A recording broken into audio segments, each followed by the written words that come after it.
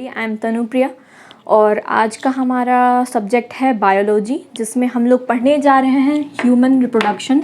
ठीक है, तो जिसमें कि हमारा टॉपिक्स है वो यहाँ रहा, topics to be studied under this chapter, that is the male reproductive system, the female reproductive system, gametogenesis, menstrual cycle, fertilization and implantation, pregnancy and embryological development, and उसके बाद लास्ट टॉपिक है हमारा पास्टुरेशन and lactation. ठीक है, तो अब हम लोग आते हैं अपने पहले टॉपिक पे, जो कि हमारा है द मेल रिप्रोडक्टिव सिस्टम। तो उससे पहले जानकारी के लिए हम लोग कुछ देखते हैं, आइए देखते हैं। The sexual reproduction, the organism produces mail and female gametes which on combining develops into a new individual. जो हमारा रिप्रोडक्टिव सिस्टम है, अगर जो मेल और फीमेल का जो फ्यूजन होता है गेमेट्स का, तो जाके एक न्यू इंडिविजुअल का फॉर्मेशन होता है, जिसको हम लोग ऑफस्प्रिंग भी बोलते हैं। ठीक है, आगे बढ़ते हैं। The formation of gametes takes place in the reproductive organs. जो फॉर्मेशन होता है गेमेट्स का वो हमारा रिप्रोडक्टिव ऑर्गन्स में होता है, जो कि जेनिटेलिया जिसको हम लोग बोलते हैं। ठीक है, अब आते हैं हम लोग अगले टॉपिक पे, जो कि है embryology. Embryology is the branch of biology which deals with the study of all those processes which take place during development of fetus। ये एक तरह का ब्रांच है बायोलॉजी का, जो कि डील करता है सारे प्रोसेसेस। एम्ब्रियोलॉजी में सारे प्रोसेस आ जाते हैं। ठीक है, जो कि हमारा जो फीटस होता है, जो बच्चा होता है, उसके डेवलपमेंट के टाइम पे जो उसका गेमेटोजेनेसिस होता रहता है या फिर फीटल डेवलपमेंट होता रहता है, जैसे कि उसका जेनिटेलिया होता है, वो सब डेवलपमेंट होते रहता है, उस टाइम के पीरियड को हम लोग एम्ब्रियोलॉजी बोलते हैं। ठीक है, अब आगे बढ़ते हैं। प्राइमरी सेक्स ऑर्गन किसको बोलते हैं? The organs which form the gametes. जो ऑर्गन जो होता है, जैसे कि वो प्राइमरी सेक्स ऑर्गन को फॉर्म करता है, बनाता है, उसको बोलते हैं प्राइमरी सेक्स ऑर्गन। जैसे कि मेल में टेस्टिस होता है और फीमेल में ओवरी होता है। ठीक है, तो हमारा जो चौथा टॉपिक है वो है gamete, a type of human seeds. जैसे कि हम लोग बोलते हैं कि कोई भी फ्रूट्स को जर्मिनेट करने के लिए सीड का ज़रूरत होता है, उसी तरह कोई भी इंडिविजुअल को जर्मिनेट होने के लिए या फिर मतलब निकल के आने के लिए उसके लिए गेमेट का ज़रूरत होता है। तो हम लोग कह सकते हैं it is a type of human seeds. Okay, so male के लिए होना चाहिए स्पर्मेटोजोआ, जो कि इसका फंडामेंटल है, और फीमेल के लिए चाहिए ओवम, इसका भी फंडामेंटल है। सेकेंडरी सेक्स ऑर्गन, जिस सेकेंडरी को हम लोग इस तरह से भी डिनोट कर सकते हैं। Okay, so the organ forms the passage for the gametes to help the union of male and female gametes. ये एक तरह का माध्यम है जिसके थ्रू हम लोग गेमेट्स को पास करवाते हैं। ठीक है, जैसे कि एपिडिडाइमिस हो गया, आपका वास डिफरेंस हो गया, रेटाटेस्टिस हो गया, इसके थ्रू जाता है वो। अब हमारा पांचवा टॉपिक आता है इन मेल एपिडिडाइमिस। जो सीक्वेंस है, किस तरह फ्लो होता है स्पर्म्स का, वो सीक्वेंस बता रही हूँ मैं। इस एपिडिडाइमिस हो गया, वास डिफरेंस हो गया, सेमिनल वेसिकल हो गया, प्रोस्टेट हो गया, बल्बो यूरेथ्रल ग्लैंड हो गया, एंड देन पेनिस हो गया। इन फीमेल फैलोपियन ट्यूब होता है, फिर यूटरस होता है, एंड देन वेजाइना होता है ओवम के रिलीज़ के लिए। फिर जो डेवलपमेंट ऑफ सेक्स ऑर्गन होता है, उसका कुछ इस तरह का प्रक्रिया होता है, जैसे कि ड्यूरिंग इंट्रा यूटराइन लाइफ, जो कि यूटरस के अंदर का जो लाइफ होता है बच्चे का, उसको हम लोग इंट्रा यूटराइन लाइफ बोलते हैं, जो कि IUL से एब्रीविएट होता है। Testis develops from the mesoderm, जो कि मेजोडर्म एक तरह का लेयर होता है, उससे डेवलप होता है। डर्म मीन्स लेयर होता है, तो मेजोडर्म से वो फॉर्म होता है फीटस। अब हमारा जो लास्ट टॉपिक बन रहा है वो है हमारा मेल रिप्रोडक्टिव सिस्टम, वो हम स्टार्ट करने वाले हैं। So our next topic is testis lies in scrotal sac which helps in maintaining the lower temperature which is 2 to 2.5 lesser than the body temperature. इसका मतलब ये है कि जो टेस्टिस होता है वो स्क्रोटल सैक में रहता है, जिसका काम होता है कि वो टेम्परेचर को लोअर कर सकें, ताकि जो हमारा इन्वायरमेंटल टेम्परेचर और जो बॉडी टेम्परेचर है उससे एक लोअर टेम्परेचर मिल सके। ठीक है, अब जो स्क्रोटम होता है वो होता है lined by dartos muscle and spermatic facie.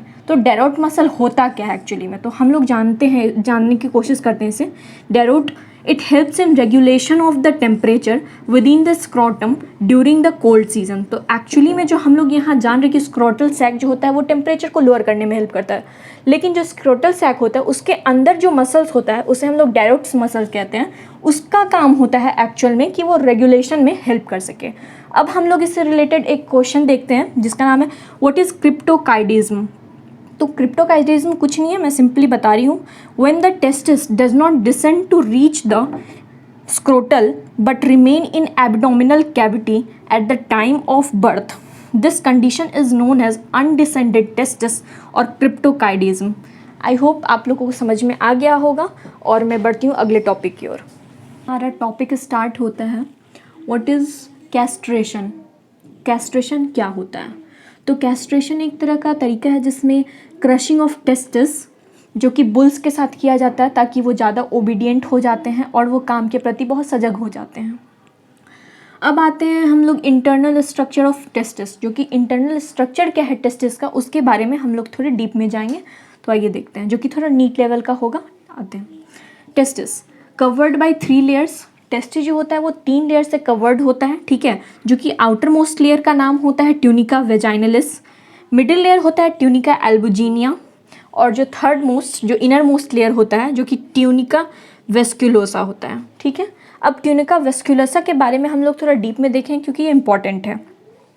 Having testicular lobules, each lobules has 2 to 3 seminiferous tubules which joins together at the apices of the lobules to form straight tubules which enters the mediastinum, जो कि ये partition करवाता है, बीच का division करवाता है, ठीक है। अब हम लोग बढ़ते हैं अगले टॉपिक की ओर। तो हमारा जो नेक्स्ट टॉपिक है वो है एपिडिडाइमिस। एपिडिडाइमिस किसे बोलते हैं वो हम लोग देखते हैं। Epididymis can temporarily store the sperms for a long as one month and here the functional maturation of sperms takes place। यहाँ पे maturation of sperms का होता है, ठीक है। और वेसेक्टोमी किसे बोलते हैं? Cutting of vas deferens and tying it by a thread is termed as vasectomy, ठीक है। अब हमारा दूसरा टॉपिक है वेस डिफरेंस, ठीक है। ये एक तरह का पैसेज है, तो ये सेकेंडरी में आता है, सेकेंडरी सेक्स ऑर्गन में आता है, ठीक है। जैसे कि मैंने आपको पहले बता चुका है सेकेंडरी और प्राइमरी सेक्स ऑर्गन क्या होता है। तो terminal ends of vas deferens meet to form a single ejaculatory duct, ठीक है। अब हमारा नेक्स्ट टॉपिक है urethra. It provides a common pathway for flow of urine as well as semen, ठीक है। सीमेन मैं आपको नेक्स्ट टॉपिक में बताऊंगी कि क्या होता है। इसमें फ्रक्टोज होता है, ठीक है, और फ्रक्टोज के साथ स्पर्म्स होता है। Penis, what is penis? Urethra continues in a muscular and tubular organ called as penis, ठीक है। अब इसका फंक्शन हम लोग देखेंगे आगे। Terminal part of shaft of penis is bulging. It is called glans penis. Glans penis, I hope you all know, ठीक है। This glans penis is covered by a movable skin called as prepuce or foreskin, ठीक है। अब हम आगे बढ़ते हैं। Last का टॉपिक है रिमूवल ऑफ प्रेप्यूस और foreskin by surgery is called circumcision, ठीक है। सर्क्यूमिसीसन आप लोगों को पता होगा, शायद नहीं पता होगा तो आप लोग देख लीजिए यहाँ पे। Erection of penis, it is purely vascular phenomena, ठीक है। ये वेस्कुलर फिनोमेना है। It occurs due to increase of blood supply due to dilation of penile arteries causing enlargement and hardening of penis. During this time muscles of crura are relaxed and coitus can take place, ठीक है। I hope you all know coitus. Coitus is a reproduction phenomena.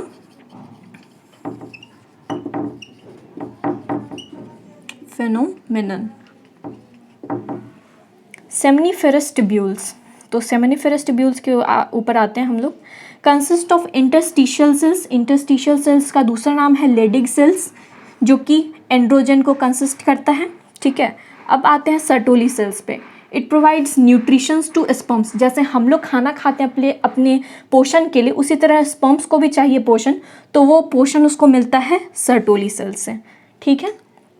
अब आते हैं function of Sertoli cell. तो function क्या है Sertoli sales का देखते हैं। फेगोसाइट द इंजर्ड और डेड स्पर्म सेल्स, जो फैगोसाइट का काम होता है कि उसको खा जाना, जो सेल मर चुका है वो उसे खा जाता है। जैसे कि हमारे शरीर के अंदर का जो ब्लड होता है जो डेड हो जाता है तो वो जाता कहाँ पे, ये आप लोगों के लिए एक क्वेश्चन रहा।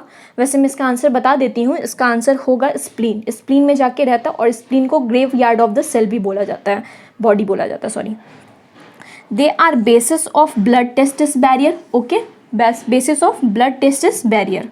और हमारा लास्ट है Sertoli cells produce inhibin and anti Mullerian hormone. ये एक तरह का इनहिबिन और एंटी म्यूलेरियन हार्मोन होता है, ठीक है। तो इसी के साथ हमारा आज का टॉपिक समाप्त होता है और मिलते हैं हम लोग अगले लेक्चर में। Thank you.